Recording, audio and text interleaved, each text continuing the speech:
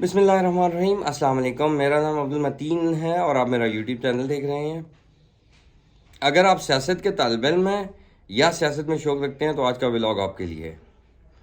پاکستان میں سب سے پہلے جو سب سے زیادہ سیاسی شخصیت جس نے عروج پایا وہ بھٹو صاحب تھے، ذوالفقار علی بھٹو صاحب، جو ایوب خان صاحب کے دور میں وزیر خارجہ بھی رہے، اور لوگ کہتے ہیں کہ وہ انہیں ڈیڈی کہا کرتے تھے۔ بھٹو صاحب کے اختلافات ہوئے، پھر انہوں نے اپنی پارٹی بنائی اور پھر وہ ملک کے وزیر اعظم بنے۔ ایک مضبوط لیڈر تھے، ایک مضبوط کردار تھا، جس کی کافی زیادہ کنٹروورسیز بھی مشہور ہوئی، کچھ اچھی چیزیں بھی ان کی سامنے آئیں، لیکن ان کو ختم کرنے والے اسٹیبلشمنٹ کے ہی لوگ تھے اور پھر آخر میں انہیں سزائے موت دے دی گئی۔ نواز شریف صاحب کے متعلق بھی لوگ یہی کہتے ہوئے سنا ہے کہ انہیں بھی لانچ کرنے والے ضیاء الحق تھے۔ لیکن یہاں پہ ایک بات آپ کو بتاتا چلوں کہ 1980-81 میں جو میاں محمد شریف صاحب تھے، ان کے ذاتی تعلقات تھے اور پاکستان کے صدر سے، جنرل محمد ضیاء الحق صاحب سے، اور وہ انہیں جانتے تھے۔ تو اس ریفرنس سے نواز شریف صاحب سیاست میں آئے، تو اس کا مطلب یہ ہے کہ اگر محمد شریف صاحب کی اتنی ویلیو تھی اور اتنے بڑے وہ کاروباری تھے کہ اگر انہیں صدر پاکستان جانتا ہے تو اس کا مطلب ہے کہ وہ فائنینشلی بہت اسٹرانگ ہوئے ہوں گے۔ جیسا کہ آج کل پچھلے بہت عرصے سے نواز شریف صاحب کے متعلق جو ہے وہ ایک منظم کمپین کی جا رہی ہے کہ وہ چوری کا پیسہ ہے اور کمیشن اور کک بیکس اور یہ اور وہ بلا بلا بلا۔ اینی ویز اس پہ ہم بعد میں آئیں گے۔ اور نواز شریف صاحب کے بعد جو تیسرا جو سیاسی تھے وہ عمران خان صاحب ہیں، جنہوں نے انتہائی عروج دیکھا، اور ان کا بھی جو سٹارٹ تھا وہ 2014 دھرنے سے پہلے جو ہے وہ اب میں نام نہیں لینا چاہتا، لیکن آپ کو پتہ ہے کہ کن کن لوگوں نے ان کی مدد کی اور انہوں نے دھرنا دیا، اور پھر وہ اپنے اتنے عروج پہ پہنچے کہ وہ ملک کے وزیر اعظم بن گئے۔ ان تینوں شخصیت میں ایک عمران خان صاحب جو ہیں، آج کل عمران خان صاحب بھی پھر وہی اسٹیبلشمنٹ کے خلاف بیان بازی اور اسٹیبلشمنٹ کے خلاف باتیں کر رہے ہیں، لیکن ان تینوں میں جو ذوالفقار علی بھٹو تھے انہوں نے تو اپنی جان تک دے دی، اور انہیں سزائے موت دینے والے وہی لوگ تھے جو انہیں لے کے آئے تھے۔ نواز شریف صاحب کی اگر بات کی جائے تو نواز شریف صاحب کو بھی 1992 کی حکومت جو ختم ہوئی وہ بھی آپ کو پتہ ہے اور مجھے بھی پتہ ہے کیسے اور کیوں ختم ہوئی۔ پھر 98 کی حکومت کا تو آپ کو پتہ ہے کہ ایک تو وہ جو نیوکلیئر ٹیسٹ کیے تھے، اس کے بعد جو کارگل کا سین ہوا، تو اس کے بعد نواز شریف صاحب کو کیسے اتار دیا گیا، یہ بھی آپ سے کوئی چھپا ہوا بات نہیں ہے، اور امید ہے کہ آپ نے یہ سنا ہوگا۔ اور پھر کس طرح 10 سال اقتدار پہ جنرل مشرف صاحب بیٹھے رہے۔ عمران خان صاحب کو بھی دوام دیا جنرل ظہیر الاسلام صاحب نے، جنرل فیض صاحب نے، اور پھر اب ہوتے ہوتے وہ پرائم منسٹر تک بنے، اور اب پھر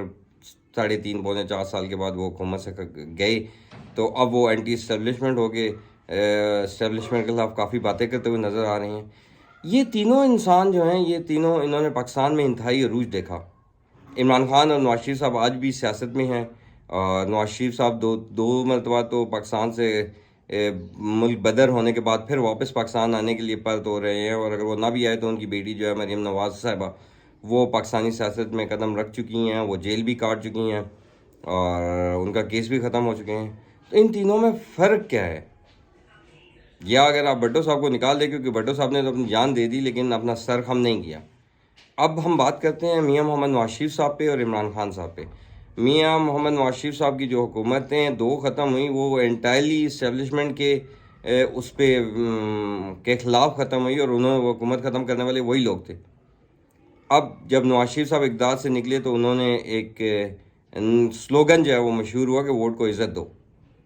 اور وہ ووٹ کو اسی عزت دو کہ انہیں پتہ چل گیا تھا کہ ان کی حکومت کے خلاف کس کس نے اور کب اور کیوں اور کیسے سازشیں کی، اور ان کے پاس ریکارڈنگ بھی آ گئی تھی، اور اس وقت کے جو ہمارے جنرل سٹاف تھے، چیف آف جنرل سٹاف تھے، ان تک یہ ویڈیوز جو ہے اور آڈیوز جو ہیں وہ انہیں سنائی گئی تھی۔ اب عمران خان صاحب کی بھی حکومت ختم ہوئی، اور عمران خان صاحب حکومت ختم ہونے کے بعد جو ہے وہ تو خیر بہت ہی گجے اور برسے۔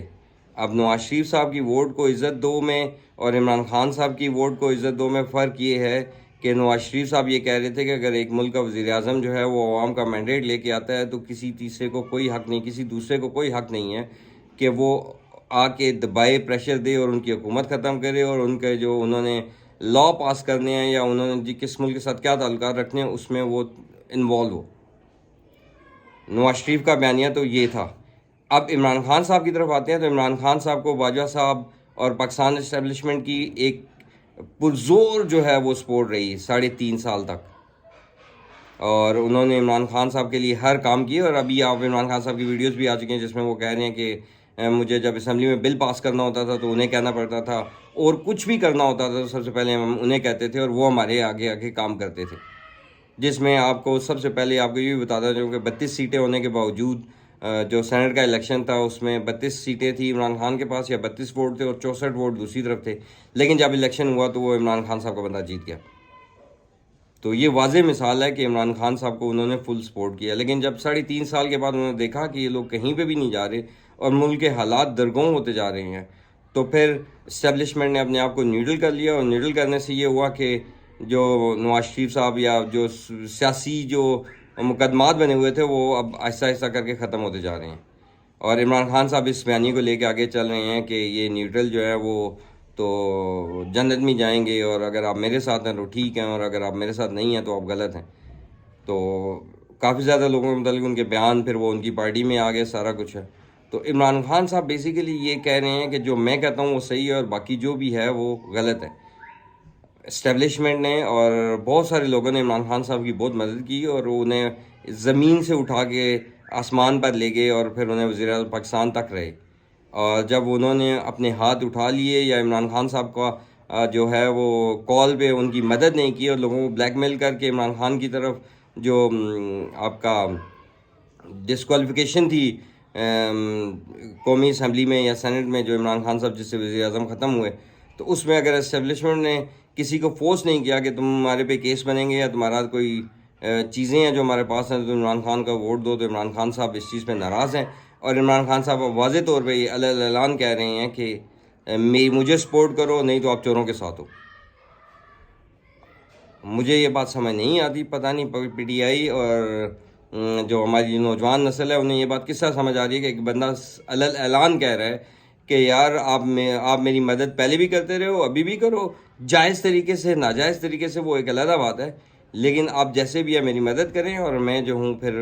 ان چوروں کا اور وہ جو ان کے ڈائلاگز ہیں.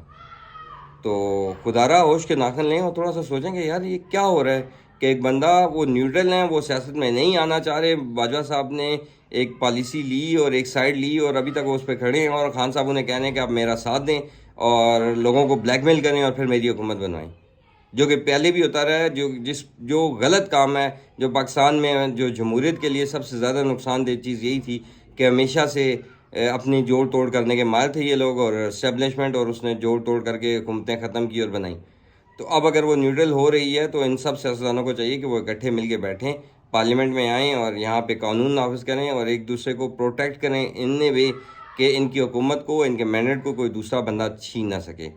پروٹیکٹ کریں ایک دوسرے کو کہ جب کوئی بندہ ملک کا وزیر اعظم بن جاتا ہے تو پھر اس کے راہ میں کوئی اور بندہ روڑے مٹ اٹکائے، اور وہ جس طرح کی پالیسی اپنی عوام کو بیان دے کے وزیر اعظم پاکستان بنا ہے، ووٹیں لے کے آیا ہے، تو وہ اسے کیری کر سکے، نہ کہ کچھ لوگ آ کے اسے ہائی جیک کر لیں اور جو ہے وہ ایک ڈمی وزیر اعظم جس طرح ہمارے خان صاحب رہے ہیں، ڈمی وزیر اعظم صاحب بنے رہے ہیں اور باقی کام جو ہے وہ پیچھے بیٹھے ہوئے اسٹیبلش کے لوگ کر رہے ہیں. یہ میرا اپنا پرسنل خیال تھا. امید ہے کہ آپ نے ویڈیو پوری دیکھی ہوئی ہے. لائک کر دیں اور شیئر کر دیں اگر آپ کو پسند آئی ہے تو. Thank you so much.